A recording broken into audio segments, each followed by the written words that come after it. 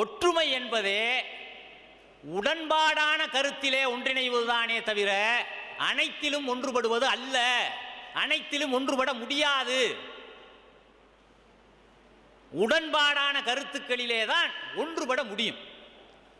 உடன்பாடு இல்லை என்றால் அதிலே ஒன்றிணைவது ஒரு காலம் முடியாது என்பதற்கு நம் கண்முன்னாலே ஏராளமான சாட்சிகள் இருக்கின்றன. இந்த கூட்டத்தை கூட போட்ட உடனேயே சில சகோதரர்கள் முகநூலில் வந்து கேட்குறாங்க, நீங்கள்லாம் வர்ற தேர்தலில் ஒன்றா சேர்ந்து காட்டியிருங்க பார்ப்போம், வர்ற தேர்தலில் ஒன்றா சேர்ந்து காட்டியிருங்க பார்ப்போம்.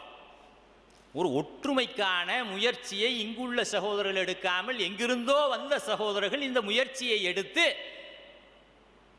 அதற்கான ஒரு ஆரம்பகட்ட வேலையை செய்யும் போது அதுக்கு கூட என்ன செய்கிறாங்க, நீங்கள் வர்ற தேர்தலில் ஒன்றுபட்டு காட்டியிருங்க பார்ப்போம். ஏன் தேர்தலில் ஒன்றுபட்டால் தான் ஒற்றுமையா? தேர்தலில் முதல்ல உங்கள் வீட்டில் உள்ளவங்களை பூரா ஒன்றுபடுத்தி காட்டியிருங்க பார்ப்போம். தேர்தலில் உங்கள் வீட்டில் உள்ள ஆளுகளை முதல்ல ஒன்றுபடுத்தி காட்டுங்க பார்ப்போம். கட்டிய பொண்டாட்டிட்ட நீங்கள் எந்த கட்சிக்கு ஓட்டு போட்டோன்னு நீங்கள் கேட்டு வாங்கிருங்க பார்ப்போம். வாங்கவே முடியாது. அது எப்படி? அது நாங்கள் போடுவோம், யாருக்கோ போடுவோம், உங்களுக்கு என்ன அப்படிம்பாங்க. அப்போ ஒரு வீட்டுக்குள்ளேயே தேர்தலிலே ஒன்றுபட முடியாது என்கின்ற போது ஒரு நாட்டிலே இருக்கின்ற மக்களை எல்லாம் ஒன்றுபடுத்த வேண்டும் என்று நினைப்பதே தவறு. அதோட அடுத்தது என்ன தெரியுமா சொல்றான்? அப்போ ஒன்றுபட முடியலைன்னா அப்புறம் எதுக்கு ஒற்றுமை கோஷம்? ஒன்றுபட முடியலையில அப்புறம் எதுக்கு ஒற்றுமை கோஷம்? ஏன்னா ஒரு விஷயத்தில் ஒன்றுபட முடியலைன்னா இன்னொரு விஷயத்தில் ஒன்றுபட முடியாதா? ஒரு ஜன்னலை திறக்க முடியலை, இல்லை இன்னொரு ஜன்னலை அட காத்தே வேணாம் எவனாவது சொல்லுவானா?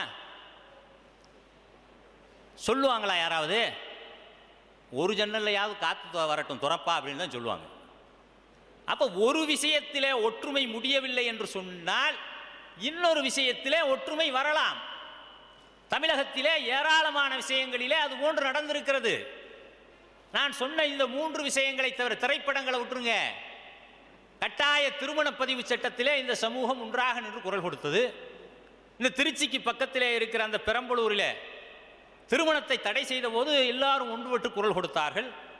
அப்போ ஒற்றுமை என்பது நம்மிடத்திலே ஒவ்வொருவரிடத்திலும் இருக்கிறது, அந்த உள்ளத்திலே இருக்கிறது.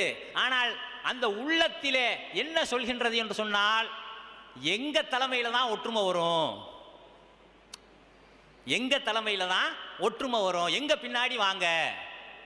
இதுதான் என்ன இருக்குது, ஒற்றுமைக்கான வழியை அடைக்கின்ற விதமாக இருக்கிறது.